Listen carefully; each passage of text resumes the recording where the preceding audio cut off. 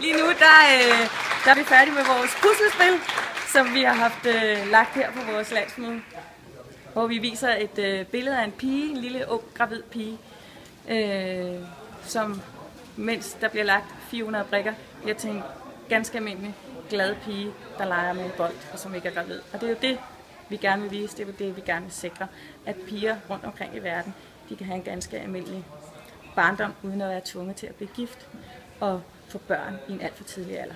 Vi lancerer en kampagne i Amnesty International, der hedder My Body, My Rights, som handler om at sikre kvinder og pigers seksuelle og reproduktive rettigheder.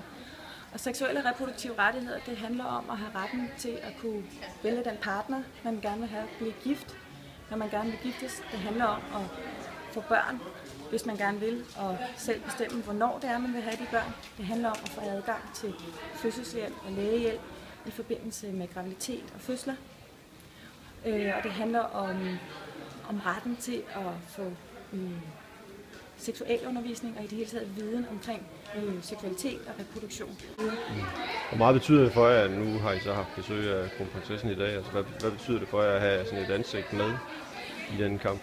Det betyder rigtig meget for kampen for kvinders rettigheder, kvinders seksuelle reproduktive rettigheder, at kronprinsesse Mary, hun er fortaler for det. For en ganske almindelig dansker, der gerne vil være med til at støtte kvinders seksuelle og reproduktive rettigheder, så kan man tilmelde sig af vores kampagne og være med til at aktionere.